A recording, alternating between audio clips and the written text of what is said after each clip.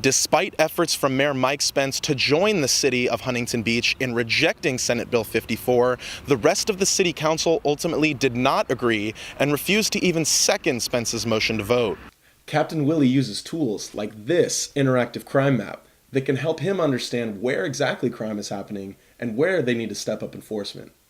The website also suggests that if you ever feel in danger, to use one of the blue emergency poles, like this one behind me, or call 911. It was a great game on both sides, offense and defense for the Titans tonight, but most importantly in the circle. Taylor Dawkins going 6 innings, allowing 0 runs. With NBC's Stay Tuned perhaps becoming the next big thing in journalism, it is certainly possible to see more news reports like this one showing up on Snapchat in the future. Reporting for the Report program on Snapchat, I'm Michael Patterson. Easily, this one for me is Morgan Birch, the goalkeeper.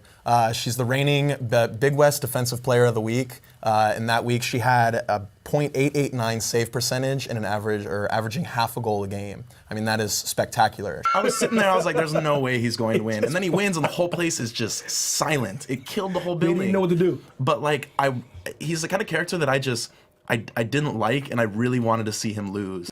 The California State University system is considering an increase in tuition once again due to low government funding.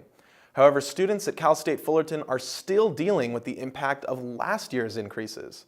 I spoke to students to get more on this story. Ahmad was also named the Big West Men's Basketball Player of the Week last week. The Titans now have a 7-4 record in the Big West Conference, as well as a 14-9 record overall. This year at the CSUF Spring Concert, artist Kalani, who was scheduled to perform, canceled her performance last minute, leaving the attendees wanting answers. Reporter Corey Mack has more on the details.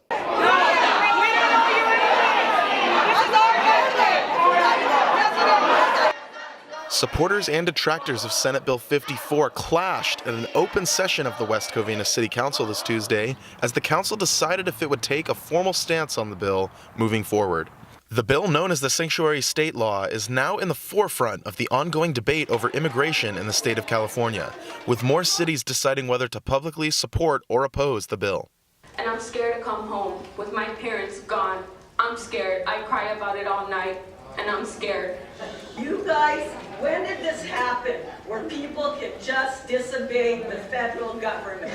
Let me know. You're responsible. Yeah, they're robbing our state blind. I am tired of it. I pay tax dollars. There are illegals that don't have to do anything at all. 2 ladies before me said, West Covina is a city of immigrants, and you need to stand with us.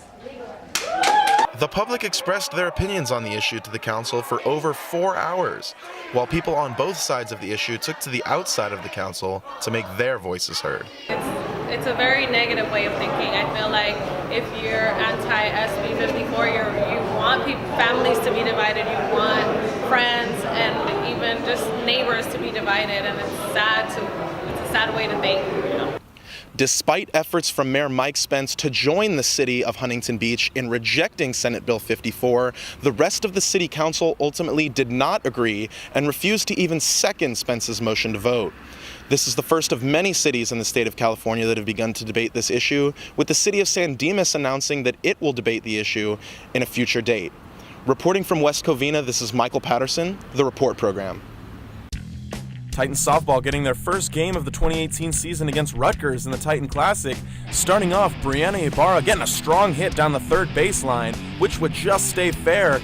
Gretchen Hom coming around from first, rounds third, play at the plate, here it comes. The throw is not in time. Titans would take an early lead as Ibarra goes to third base. Later on in the game, the Titans would continue their strong offense, with Ibarra once again getting another hit, this time up the center, which would drive in another run, Ibarra's second RBI of the game. Titan defense also getting some highlights of their own. Freshman Taylor Dawkins with her first start for the Titans, getting a strong strikeout in the second inning.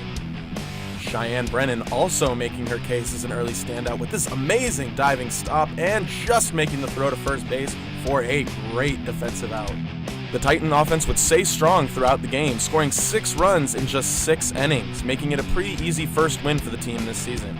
Coach Ford had to say this after the game. There is a real fresh sense of experience, of new energy, and just talented athletes. So real happy with the freshman class. We got to play a better game of catch.